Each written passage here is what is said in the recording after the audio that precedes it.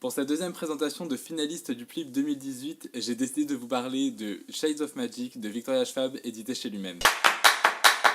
Dans ce roman, on suit les aventures de Kel, l'un des derniers magiciens de sang qui a notamment le pouvoir de pouvoir voyager entre les mondes.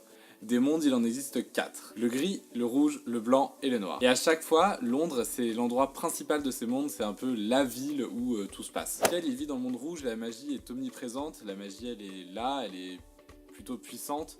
Le monde est relativement en paix, lui il a été adopté par la famille royale et son statut de magicien de sang lui confère une célébrité, une renommée mondiale et en gros il peut clairement faire ce qu'il veut.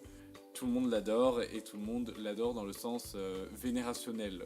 Voilà, ce n'est pas très français mais nous passerons outre. Le monde blanc c'est un monde plutôt glauque, il est froid, il est glaçant.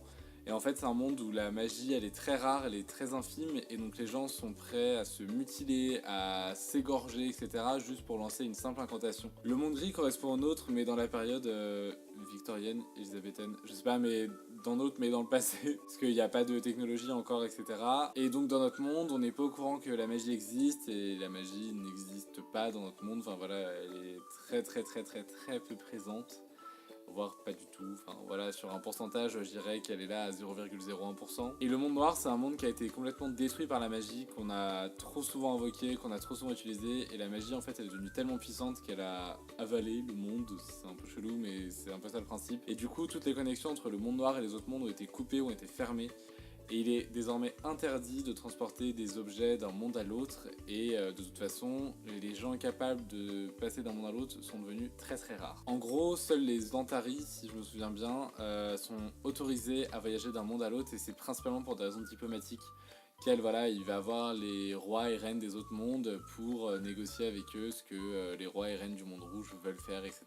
Mais Kel, ce petit chenapan, n'est pas hyper satisfait de sa vie alors qu'il a tout ce qu'il peut désirer. Mais je sais pas, il doit lui manquer un soupçon, le frisson, le danger.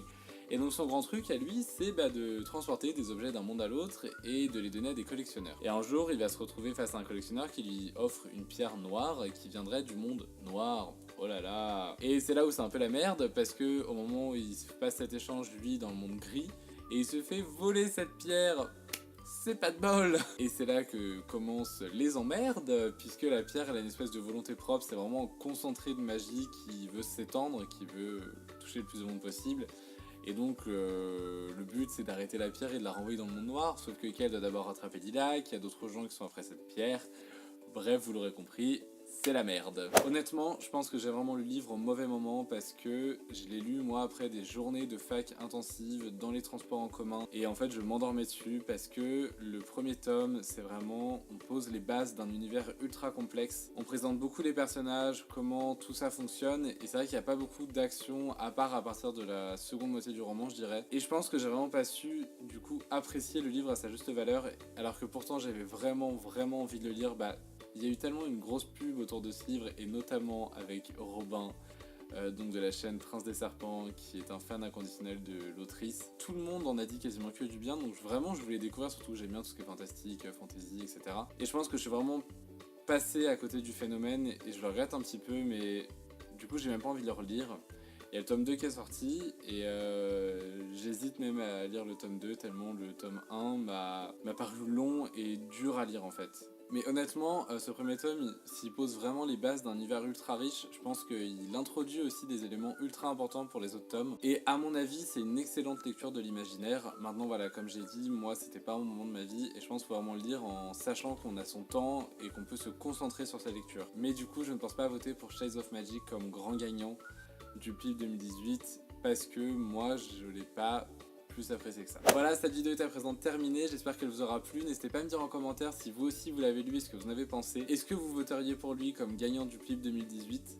Je vous dis à la semaine prochaine et je vous fais des gros bisous. Bisous.